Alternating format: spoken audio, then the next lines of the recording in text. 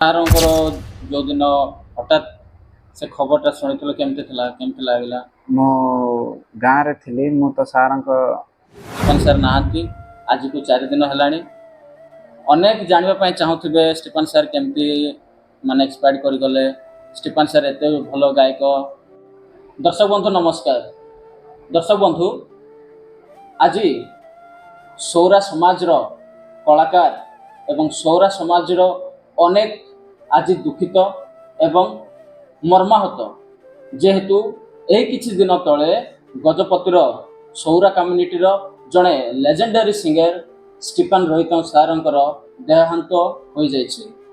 ଆପଣମାନେ ଜାଣିଥିବେ, ପ୍ରଥମ ଥର ହିଁ ସ୍ୱାଗତ କରିଥିଲୁ ଆମେ ମୋହନ କାର୍ଜି ସାରଙ୍କୁ ଏବଂ ବର୍ତ୍ତମାନ ମଧ୍ୟ ମୁଁ ମୋହନ ସାରଙ୍କ ପାଖକୁ ଆସିଛି ଏବଂ ତାଙ୍କଠାରୁ ମୁଁ ଜାଣିବା ପାଇଁ ଚାହିଁବି ଏବଂ ଆପଣମାନଙ୍କୁ ଜଣାଇବା ପାଇଁ ଚାହିଁବି ଯେ ଷ୍ଟିଫାନ ରୋହିତ ସାରଙ୍କର କେମିତି ଗୀତ କେବେଠାରୁ ଆରମ୍ଭ ହୋଇଥିଲା ଏବଂ ସେଇ ଗୀତର କେମିତି ଭାଇରାଲ ହୋଇଥିଲା ଓଡ଼ିଶା ବାହାରେ ଲୋକମାନେ କେତେ ପ୍ରଶଂସକ ତାର ଥିଲେ ଏବଂ ତାଙ୍କଠାରୁ ମୋହନ କାର୍ଜି ସାର୍ କ'ଣ କ'ଣ ଶିଖିଛନ୍ତି ଏବଂ ଆଜି ପର୍ଯ୍ୟନ୍ତ ତାଙ୍କୁ ଗୁରୁ ବୋଲି ମାନିକି ଆସୁଛନ୍ତି। ତ ଏସବୁ ବିଷୟରେ ଆମେ ଆଲୋଚନା କରିବା ପାଇଁ ଯିବୁ। ତ ଆମ ଚ୍ୟାନେଲକୁ ନମସ୍କାର ସାର୍, ସ୍ୱାଗତ କରୁଛୁ। ଧନ୍ୟବାଦ। ଆପଣଙ୍କର ଚ୍ୟାନେଲରେ ମୋତେ ଇନଭାଇଟ୍ କରିଥିବାରୁ ଧନ୍ୟବାଦ। ଆଉ ମୋହନ ସାର୍, ଆମେ ସମସ୍ତେ ଦୁଃଖିତ ଅଛୁ ଯେ ଆମ ଗହଣରେ ଷ୍ଟିଫାନ ସାର୍ ନାହାନ୍ତି ଆଜିକୁ 4 ଦିନ ହେଲାଣି। ଅନେକ ଜାଣିବା ପାଇଁ ଚାହୁଁଥିବେ ଷ୍ଟିଫାନ ସାର୍ କେମିତି ଏକ୍ସପାୟାର୍ଡ କରିଗଲେ। ଷ୍ଟିଫାନ ସାର୍ ଏତେ ଭଲ ଗାୟକ, ହଠାତ୍ କେମିତି ହେଲା ସେସବୁ। ତାଙ୍କର ଗୀତ କ'ଣ କ'ଣ ଖ୍ରୀଷ୍ଟିଆନ ଗୀତ ଗାଇଛନ୍ତି, ରୋମାଣ୍ଟିକ ଗୀତ ଗାଇଛନ୍ତି ଏବଂ ଆଜିକାର ଯେଉଁମାନେ ନୂଆ ସିଙ୍ଗର ଆସୁଛନ୍ତି ସେମାନଙ୍କୁ ବି ଅନେକ କଥା ଶିଖେଇଥିବେ। ତ ତାଙ୍କ ବିଷୟରେ କ'ଣ କହିବା ପାଇଁ ଚାହୁଁଛନ୍ତି? ମୁଁ ସାରଙ୍କ ପାଇଁ ମୁଁ କ'ଣ ଆଉ କହିବି। ଫାଷ୍ଟ ଆରମ୍ଭ କରିଥିଲି ମୁଁ ତାଙ୍କ ଗୀତରେ ହିଁ, ତାଙ୍କ ଷ୍ଟୁଡ଼ିଓରେ ହିଁ ତାଙ୍କ ସବୁକିଛି ଆମକୁ ଶିଖେଇକି ଯାଇଛନ୍ତି। ଯେଉଁଟା କି ସେତେବେଳେ ୟୁଟ୍ୟୁବ୍ ମାଧ୍ୟମରେ କି ସୋସିଆଲ ମିଡ଼ିଆ ନଥିଲା, ସେତେବେଳେ କ୍ୟାସେଟ୍ ଥିଲା। ସେ ସମୟରେ ମୁଁ ଆରମ୍ଭ କରିଛି ସାରଙ୍କର ଗୀତ ମାଧ୍ୟମରେ, ଆଉ ରହିଛି ବି ଏବେ ପର୍ଯ୍ୟନ୍ତ। ସାରଙ୍କ ଦ୍ୱାରା ହିଁ ଆମେ ଏତେ ଆଗକୁ ଆସିଛୁ। ଆଉ ମୋତେ ୟେସ୍ ନଟ୍ସ ୟୁଟ୍ୟୁବ୍ ମାଧ୍ୟମରେ ଜଣେ ଧନ୍ୟବାଦ, ଇନଭାଇଟ୍ କରିଥିବାରୁ ଧନ୍ୟବାଦ। ଆଉ କ'ଣ କହିବି ସାରଙ୍କ ବିଷୟରେ, ବହୁତ ଶିଖେଇକି ଯାଇଛନ୍ତି ଏମିତି ବହୁତ। ଆଉ ମୁଁ କହିବା ପାଇଁ ସାରଙ୍କ ସହିତ ଶବ୍ଦ ନାହିଁ। କୋଉ ଗୀତରେ କାମ କରୁଛ, କ'ଣ କ'ଣ କାମ କରୁଛ ସାରଙ୍କ ଗୀତରେ? ଯେଉଁ ମୁଁ ଡ୍ୟାନ୍ସ ଜାଣିନଥିଲି, ସେବେ ସାରଙ୍କର ଗୀତରେ ହିଁ ଫାଷ୍ଟ ଆରମ୍ଭ କରିଥିଲି ଡ୍ୟାନ୍ସ। କୋଉ ଗୀତ ସେଟା ଖ୍ରୀଷ୍ଟିଆନ ଗୀତ, ମନରେଗନାର ବର୍ଣ୍ଣମ ସେଟା ବୋଲିକି, ସେଟା ଗୋଟେ ବହୁତ ଆଗର। ସେଠି ପୂର୍ବ କାଳରେ ଗୋଟେ ଗୀତ ହିଁ ନଥାଏ, ସେଠି 7ଟା ଗୀତ, 7ଟା ଗୀତ ନେଇକି ଗୋଟେ କ୍ୟାସେଟ୍ ବନା ହୁଏ ସେ ଟାଇମରେ, ଆଗ କାଳର।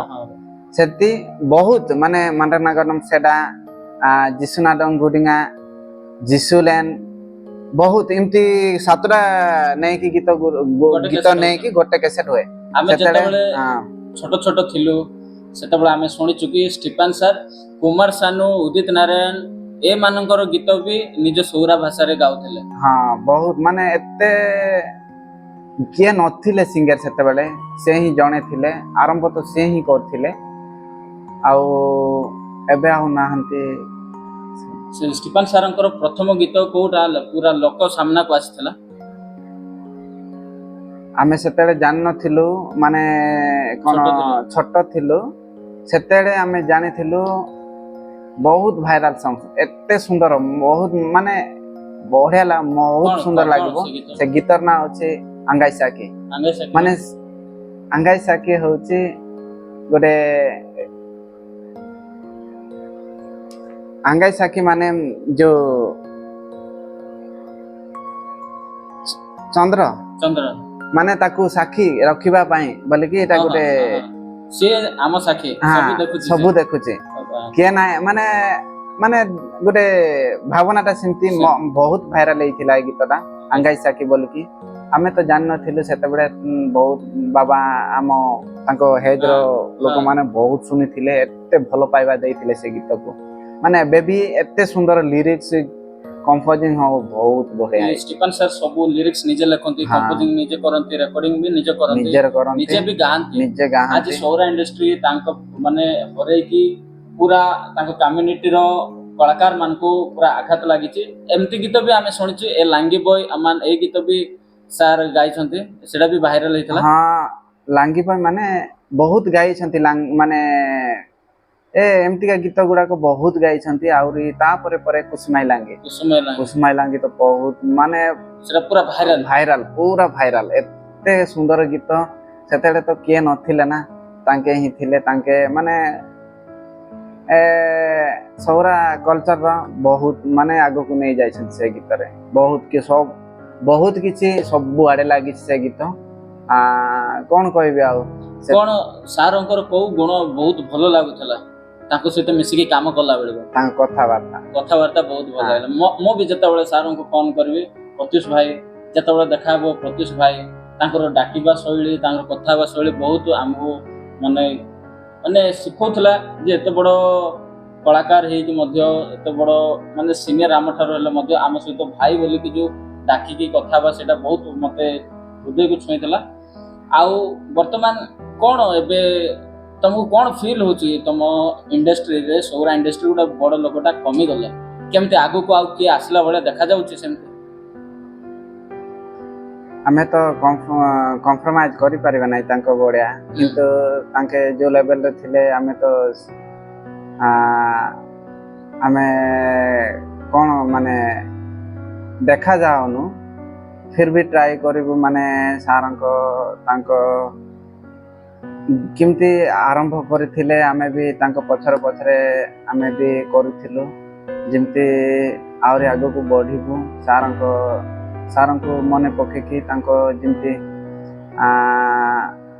ଭାଇରାଲ ହେଇଥିଲେ। ଆଉ ମାନେ କଣ ମାନେ ତାଙ୍କେ ତ ଆଗୁଆ ମାନେ ତାଙ୍କେ ଆମକୁ ଶିଖେଇକି ଯାଇଛନ୍ତି, ଭଲରେ କର, ଆଗକୁ ବଢାଅ ସୌରା କଲଚରକୁ, ଯେମିତି ଆହୁରି ଆଉ ଗୋଟେ ପରେ ନେଇପାରିବ, ସେ ଟାଇପର କାମ କର ବୋଲିକି ଆମକୁ କହିଛନ୍ତି। ମତେ ଲାଷ୍ଟ ମିଟ୍ ହେଇଛନ୍ତି ଆନ୍ଧ୍ରା ପ୍ରୋଗ୍ରାମରେ। ମତେ ସାର୍ କେବେ ମୋହନ ଭାଇ ଫଟୋ ଉଠେଇବା ବୋଲି କେବେ କହିନଥିଲେ। ଏଇଟା ଲାଷ୍ଟ ଟାଇମ କହିଛନ୍ତି। ଏବେ ମତେ ଯେତେବେଳେ ଆନ୍ଧ୍ରା ପ୍ରୋଗ୍ରାମରେ ମିଶିଥିଲେ, ତାଙ୍କେ ଆସିଥିଲେ, ମୁଁ ବି ଯାଇଥିଲି ସେ ପ୍ରୋଗ୍ରାମକୁ। ମୋହନ ଭାଇ ଫଟୋ ଉଠେଇବା ବୋଲି କହିଲେ, ଜବରଦସ୍ତି କଲେ। ସେ ଫଟୋ ବି ମୁଁ ଇନଷ୍ଟାଗ୍ରାମରେ, ୟୁଟ୍ୟୁବରେ ଅପଲୋଡ କରିଛି। ସେଟା ମୋର ଲାଷ୍ଟ ମିଟ୍ ସାରଙ୍କର। ସେମିତି ହେଇକି ମାନେ ଖାଲି ଲାଗୁଛି। ଏବେ ଆମର ସୌରା କଲଚରକୁ ଧରିକି ରଖିଥିଲେ, ହଠାତରେ ଗୋଟେ ଜିନିଷଟାକୁ ଆମେ ଫିଲ୍ସଟାକୁ ଅଲଗା ଟାଇପ ଲାଗୁଛି। ସେମିତି ହେଇକି ସାରଙ୍କର ଯୋଉଦିନ ହଠାତ୍ ସେ ଖବରଟା ଶୁଣିଥିଲ, କେମିତି ଲାଗିଲା? ମୁଁ ଗାଁରେ ଥିଲି। ମୁଁ ତ ସାରଙ୍କ ପ୍ରାୟ ବି ସେତେ ମାନେ କଥାବାର୍ତ୍ତା ଅଲଗା କାମରେ ହିଁ ଧ୍ୟାନ ମାନେ କରିଥିଲୁ ଆମେ ସେପଟେ। ମୁଁ ଗାଁରେ ଯେତେବେଳେ ଥିଲି, ମୋ ଭାଇ, ମୁଁ ତ ଜାଣିନଥିଲି ଗାଁରେ ନେଟୱାର୍କ ନାହିଁ। ମୋ ଭାଇ ହିଁ, ଆମ ଘରର ଭାଇ ବ୍ରହ୍ମପୁରରେ ଥିଲେ। ବ୍ରହ୍ମପୁରରୁ ମୋତେ ଫୋନ କଲେ, ସାର୍ ନାହାନ୍ତି, କୋଉଠି ଅଛ ବୋଲିକି ମେସେଜ ପଠେଇଲା ପରେ 7-8 ଥର ଫୋନ କରିଥିଲେ, ପୁଣି ଲାଗିଲାନି। ନ ଲାଗିବାରୁ ମେସେଜ କଲା ପରେ ମୁଁ ଦେଖିଲା ପରେ ନେଟୱାର୍କ ଜାଗାକୁ ଯାଇକି ଫୋନ କଲି। କଣ ହେଲା ବୋଇଲାରୁ, ନାଇଁ ସାର୍ ନାହାନ୍ତି ବୋଲି କହିଲେ।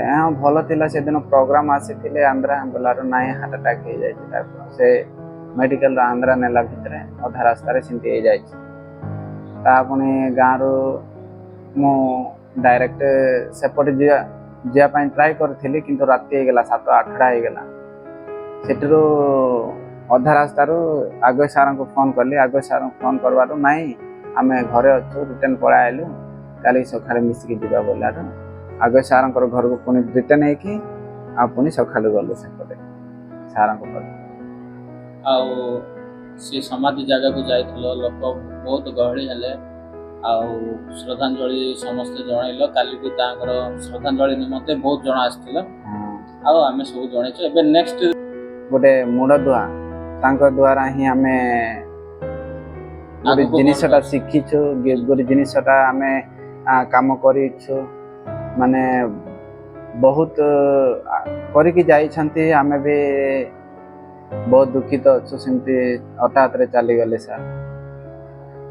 ଓକେ ଦର୍ଶକ ବନ୍ଧୁ, ଏହା ଥିଲା ଆମର ସମ୍ପୂର୍ଣ୍ଣ କଥା ଯେ ସାର୍ଙ୍କର ଜୀବନ କେମିତି ଥିଲା, କେମିତି ଆଚିଭମେଣ୍ଟ କଲେ, ସୌରାଜ କମ୍ୟୁନିଟି ପାଇଁ କ'ଣ ତାଙ୍କର ଅବଦାନ ଥିଲା, କେଉଁ କେଉଁ ଗୀତ ଗାଇଛନ୍ତି, କ'ଣ କ'ଣ ସେ ସୌରାଜ କମ୍ୟୁନିଟି ଲୋକମାନଙ୍କୁ, ସୌରାଜ ସିଙ୍ଗର, ଡ୍ୟାନ୍ସର, କମେଡ଼ିଆନ୍, ଏଇ ଲୋକମାନଙ୍କୁ କେମିତି ଆଗକୁ ବଢ଼େଇବା, ଏସବୁ ମଧ୍ୟ ସେ ଶିଖେଇକି ହଠାତ୍ ଆମ ଗହଣରେ ନାହାନ୍ତି। ଆଉ ଆମେ ସମସ୍ତେ ଦୁଃଖିତ। ଆଉ ଶେଷରେ ମୋହନ ସାର୍ କ'ଣ କହିବେ ଆମେ ସମାପ୍ତ କରିବାକୁ ଯିବା। ମୁଁ ଏତିକି କହିବି ଯେ ସାର୍ଙ୍କର ଯେ ମିସେସ୍ ଅଛନ୍ତି ବିରାଜିନୀ ମ୍ୟାମ୍, ତାଙ୍କେ ବି ଗୀତ ଗାଉଛନ୍ତି, ଆପଣମାନେ ଜାଣିଥିବେ। ଆଉ ବିରାଜିନୀ ମ୍ୟାମ୍ ଆଉ ତାଙ୍କ ପୁଅ ଗୋଟେ ଅଛି, ଆଉ ଝିଅ ଗୋଟେ ଅଛି, ଆଉ 3 ଜଣ ବର୍ତ୍ତମାନ ଅଛନ୍ତି। ଆଉ ତାଙ୍କେ ସାର୍ ତାଙ୍କୁ କାମ ବାହାରେ ମାନେ କେବେ ପଠେଇ ନାହାନ୍ତି କି କେବେ କାମ କରିବା ପାଇଁ ତାଙ୍କୁ ଜଣା ନାହିଁ। ଯେ ପ୍ରେୟାର କରନ୍ତୁ ଆଉ କେମିତି ଭଲରେ ରହିବେ, ଆଉ ସାର୍ଙ୍କର ଆତ୍ମା ଶାନ୍ତି କେମିତି ରହିବ, ତାଙ୍କ ପାଇଁ ପ୍ରେୟାର କରନ୍ତୁ। ଏତିକି କହିବି ଯେ ଯେତେ ବି ସିଙ୍ଗର୍ସ ଅଛନ୍ତି ଆଉ ଆକ୍ଟର୍ସ ଅଛନ୍ତି, କମ୍ପୋଜର ଅଛନ୍ତି, ସମସ୍ତେ ଆସନ୍ତୁ। ଦର୍ଶକ ବନ୍ଧୁ, ଏହା ଥିଲା ଆମର ସମ୍ପୂର୍ଣ୍ଣ ତଥ୍ୟ। ଆଜି ପାଇଁ ରହିଲୁ, ଧନ୍ୟବାଦ। ଧନ୍ୟବାଦ।